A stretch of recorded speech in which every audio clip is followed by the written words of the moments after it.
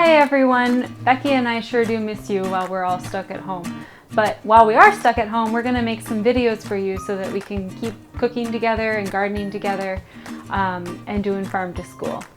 So today we're going to make greens over grains here in my home kitchen. This is one of my favorite farm to school recipes. We always start our cooking classes with it, and it's also something that I make probably once a week for my family to eat. And I'm going to show you how I add an egg to increase the protein and make it into a full dinner. So let's get cooking. Today we're going to make greens over grains, which is our favorite farm to school recipe, and it's sauteed greens with Asian flavors over a bed of cooked grains. And today we're going to use quinoa and rice, but you can use any other kind of grain that you have around your house.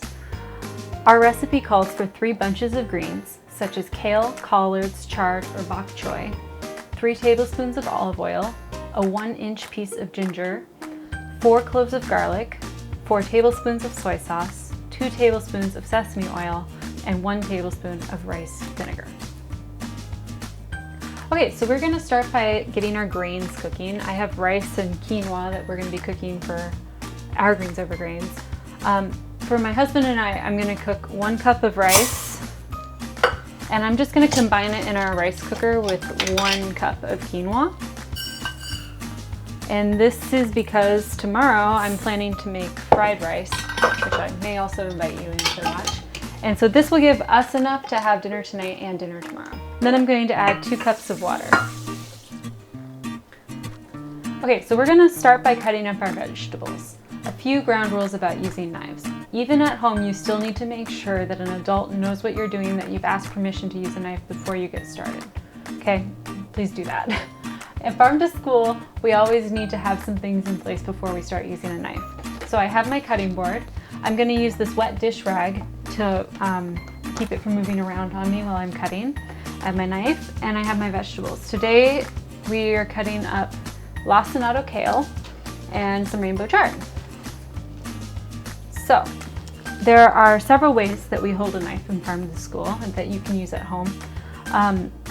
I grab it firmly by the handle with these 3 fingers and then pinch right here with my thumb and forefinger. This hand can then do one of 3 things, which I know you all know. So there's the bear claw, which I curl my fingers into a claw, and then when I'm cutting, they are out of the way of the blade. And there's the tunnel, where I have 4 fingers straight together with my thumb, and I can hold my vegetable like this and then slide my knife in between it. When you're doing this, the tunnel, you want to make sure that you're sliding your knife, okay? Not just going straight down. And then the final thing is the boat, and we use this one for garlic and things that we're mincing, and it's 4 fingers out straight and your thumb, and then you rest the heel of your hand on the blade of the knife, and that lets you go up and down and cut things into small pieces.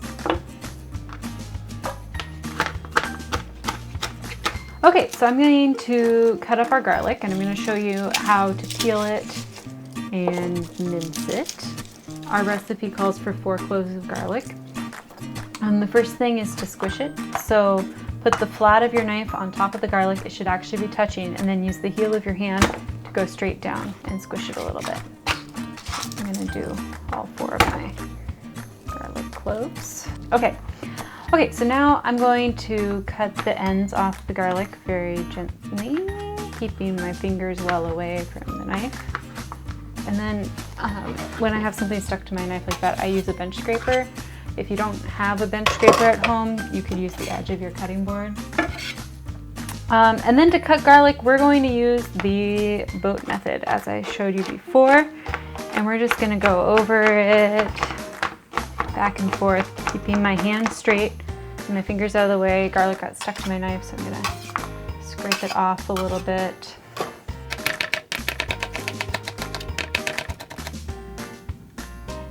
Okay, so I have a chunk of ginger here, and I'm going to show you how to peel it. We don't usually bother to peel ginger in the farm to school classroom, but you can do it if you want. I use the edge of a spoon, and it just peels the ginger off real easy. And then I'm going to grate our ginger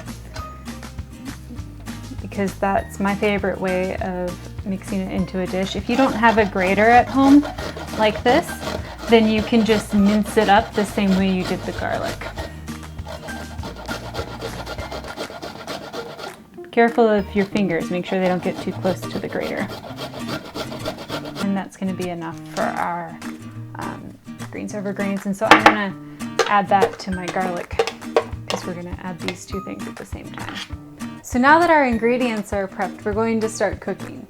First, I'm going to measure 2 tablespoons of olive oil into my pan.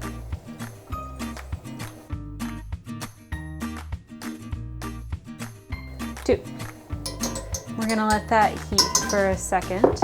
We just want it to be warm and a little bit shimmery in the pan. That's how we know that it's hot. And then we're going to add our greens.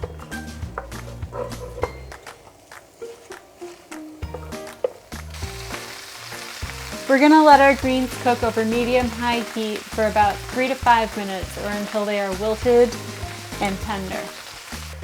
Okay, you can see that my greens are starting to wilt. They're already smaller than they were when I put them in. That's a good sign. Now that my greens have been cooking for a few minutes, I'm gonna add my ginger and garlic.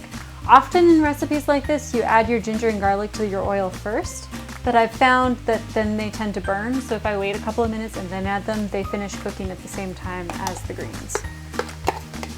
There's our ginger and garlic going in there.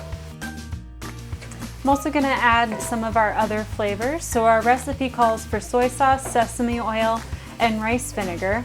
I have soy sauce and sesame oil. I don't have rice vinegar, so I'm going to substitute white wine vinegar. You could substitute white vinegar if you have that at home, or apple cider vinegar. The flavors are pretty interchangeable. And you can leave out the sesame oil if you don't have that. That's kind of a less common ingredient. I'm going to add 4 tablespoons of soy sauce. 4. Walter seems to have some thoughts about soy sauce as an ingredient. Okay. And 2 tablespoons of sesame oil.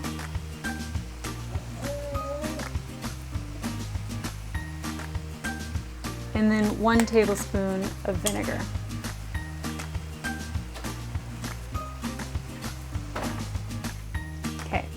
So we're going to let that simmer for just a minute or so more, and then our greens will be ready. So our greens are pretty much cooked. The garlic and ginger have cooked and we have this nice sauce on top. I'm going to turn off this pan now and move it off the heat. There. I'm going to get out my little pan and I'm going to show you how to fry an egg. When we eat greens over grains at my house, we do our grain in a bowl, topped with our greens and sauce, and then I fry an egg and put that on top. And that for us makes it a complete meal. So to fry an egg, the first thing I'm going to do is put a little bit of butter in my pan and let that melt. Now that my butter is melted and bubbling slightly, I'm going to crack an egg into my pan.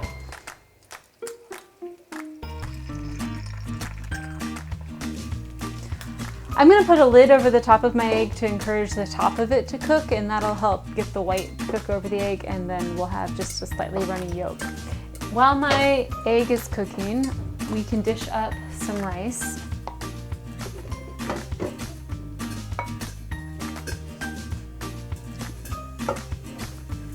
And top it with some of our greens.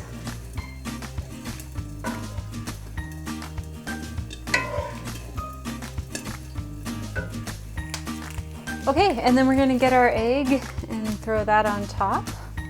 And there you have it, greens over grains with an egg on top. Thanks for joining me today to make greens over grains. I hope yours turn out well.